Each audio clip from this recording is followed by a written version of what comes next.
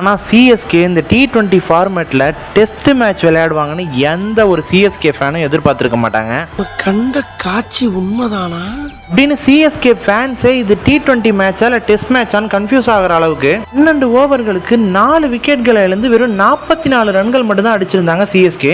Captain Ruturaj 37 balls face பண்ணி வெறும் 20 ரன்கள் மட்டும்தான் அடிச்சிருந்தாரு. இதுலயும் ஓல் சிஎஸ்கே டீமுமே பேட்டிங்ல சாம்சனை மட்டும்தான் நம்பியிருக்காங்க போல இருக்கு. சென்னை சேப்பாக் ஸ்டேடியத்தில் சென்னை சூப்பர் கிங்ஸ்க்கும் குஜராத் டைட்டன்ஸ்க்கும் இடையில நடந்த இந்த ஒரு மேட்ச்ல ஆசை தோத்து ஃபர்ஸ்ட் பேட்டிங் ஆடின சிஎஸ்கே டீமோடைய ஓபனரான சஞ்சு சாம்சன் பவர் பிளேயோடைய 4வது ஓவர்ல 15 பால்ஸ்க்கு 11 ரன்ஸ் அடிச்சிருந்த நிலைமையில அவுட் ஆக, இவரை தொடர்ந்து ஒன் டவுன்ல ரொம்பவே எதிர்பார்க்கப்பட்ட ஊர்வில் பட்டேலுக்கு இந்த மேட்ச்ல வாய்ப்பு கிடைச்சும் அதை சரியா பயன்படுத்திக்காம ஒரு பவுண்டரி அடிச்சிருந்த நிலைமையில 3வது பால்லே அவுட் ஆயிட்டாரு. இந்த நேரத்துல கோச் பிளமிங்க்கு என்ன பண்றதுன்னே தெரியாம இந்த மேட்ச்ல நல்லா பெர்ஃபார்ம் பண்ண முகேஷ் சௌத்ரி மாதிரியான ஒரு பவுலரை இவருக்கு பதிலாக பிளேயிங் 11ல இம்பாக்ட் சப்ஸ்டியூட்டா சர்ஃப்ராஸ் கானை கொண்டு வந்துட்டாரு.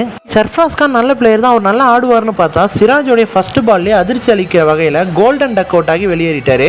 பருத்தி மூட்டை பேசாம குடவுன்ல இருந்திருக்கலாமேன்னு எல்லாரையும் யோசிக்க வச்சிட்டாரு ஸ்டீவன் பிளமிங். ஆனா சர்ஃப்ராஸ் கானை முன்னாடியே இம்பாக்ட் சப்ஸ்டியூட்டா எடுத்து அவர் கோல்டன் டக் அவுட் ஆகிறதுக்கு பதிலா இந்த மேட்ச்ல முகேஷ் சௌத்ரி ஆட வச்சிருந்தா அவர் பவுலிங்ல சிறப்பா பவுல் பண்ணி ஒரு 2 விக்கெட்டாவது எடுத்து கொடுத்திருப்பாரு. இதுதான் எஸ்ஆர்ஹெச்க்கு எதிரான மேட்ச்லயும் அகில் ஹுசைனுக்கு பதிலாக மேட்ச் ஷாட் ஆட வச்சு அந்த மேட்சையும் க்ளோஸ் பண்ணாரு பிளமிங். இப்போ இந்த மேட்ச்லயும் டீம் செலக்ஷன்ல டோட்டலா சொதப்பிட்டாரு.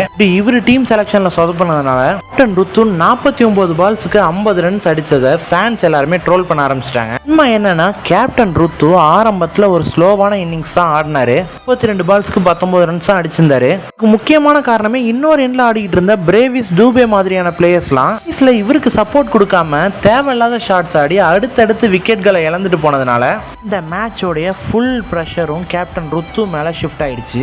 இதனால அவர் ஃபர்ஸ்ட் 37 பால்ஸ்க்கு 20 ரன்ஸ் மட்டும்தான் அடிச்சிருந்தாரு. அடுத்த 23 பால்ஸ்ல 54 ரன்ஸ் அடிச்சு 20 பால்ஸுக்கு 74 ரன்ஸ் அடிச்சதோட கட்டத்தில் 37 ரன்களுக்கு 4 விக்கெட்களை இழந்து தடுமாறிட்டு இருந்த சிஎஸ்கேவை 20 ஓவர்கள் முடிவில் 7 விக்கெட் இழப்புக்கு 158ங்கிற ஒரு ஃபைட்டிங் டோட்டல் அடிக்க வச்சாரு. இதுல இன்னிங்ஸோடைய லாஸ்ட் 2 ஓவர்ல ஓவர்டனோட சேர்ந்து 36 ரன்ஸ் அடிச்சிருந்தாரு.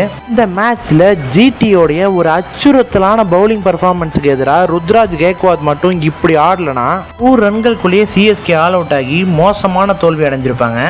ஓவர்டன் அவுட் ஆகிறதுக்கு முன்னாடி பால் நோ பால், ஆனா அது அம்பையர் நோ பாலே கொடுக்கல. இதுக்கு மட்டும் ஃப்ரீ ஹிட் கொடுத்திருந்தா அடுத்த பால்ல ஓவர்டன் அவுட் ஆகிருக்க மாட்டாரு. சிஎஸ்கே இன்னும் ஒரு 10 ரன் அதிகமாவே அடிச்சிருப்பாங்க. மேட்ச்ல சாய் சுதர்ஷன் 46 பால்ஸ்க்கு 87 ரன்ஸ் அடிச்சுட்டு அவுட் ஆக மேட்சை ஜிடி 17வது ஓவர்லயே 8 விக்கெட் வித்தியாசத்துல வின் பண்ணிட்டாங்க. மேட்சை சிஎஸ்கே தோக்க யார் உண்மையான காரணங்கிறத மறக்காம நம்ம கமெண்ட்ஸ்ல சொல்லிட்டு போங்க.